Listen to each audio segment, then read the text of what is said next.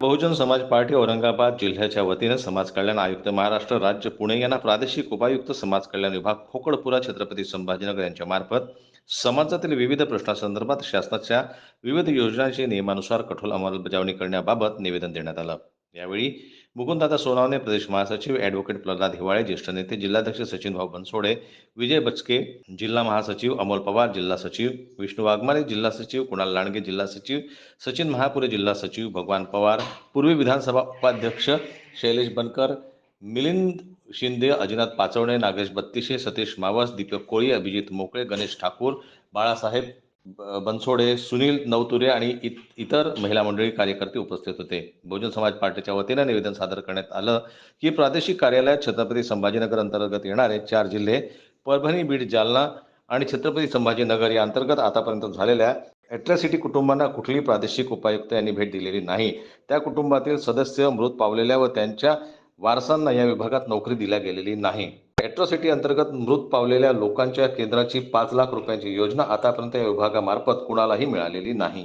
याचा पाठपुरावा देखील विभागीय आयुक्तांनी केलेला नाही। ॲट्रॉसिटी पीडित कुटुंबाच्या मुलांचे शिक्षण सुरू आहे की नाही याची पाहणी देखील विभागीय आयुक्तांनी कोणत्याही प्रकारे केलेली नाही। ॲट्रॉसिटी पीडित लाभार्थ्यांच्या कुटुंबांना रमाई घरकुल आवास योजना अंतर्गत पुनर्वसन व पक्के घर मिळालेले नाही। ॲट्रॉसिटी प्रकरणामध्ये कुटुंबातील व्यक्ती मृत पावला व त्या कुटुंबातील सदस्यांना नोकरी किंवा पेन्शन इतर प्राधान्य असताना या जिल्ह्यातील कोणत्याही विभागात सुरू झालेले नाही। तशा अनेक प्रकारच्या मागण्यांचं निवेदन यावेळी देण्यात आलं। आंबेडकरांना स्वातंत्र्याच्या अगोदर स्थापन केला होता। मागासवर्गीयांची लोकांची उन्नती झाली पाहिजे यासाठी त्यामध्ये मागासवर्गीयांचे बहुजनाचे जे महापुरुष आहेत त्यांच्या जयंती आणि महापरिनिर्वाण झालं पाहिजे, त्यांच्या जीवनाला उजाळी मिळाली पाहिजे।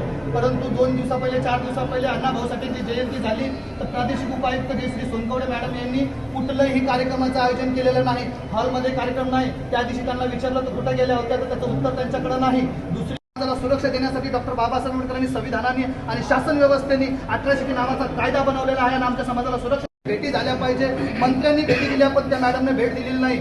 त्याच्या अंतर्गत रमाई घरकुल आवास योजनेअंतर्गत पीडित कुटुंबाला घरकुल दिलं पाहिजे, त्यांनी घरकुल दिलं नाही। त्यांच्या लेकराला शिक्षण देत आहे का त्याची चौकशी केली नाही। मॅडमनं नोकरी दिली पाहिजे। ज्या कुटुंबातला लोक मेले त्यांच्या कुटुंबाला नोकरी दिली पाहिजे, परंतु त्यांना नोकरी दिली नाही। नोकरी नाही दिली, नोकरीला जागा नसेल तर पेन्शन चालू झाली पाहिजे। बाईनं पेन्शन पण चालू केली नाही। मराठवाड्याच्या 4 जिल्ह्यामध्ये बाईचा कुठलाही दौरा नाही। बाईचा दौरा फक्त कमिशनवर आहे।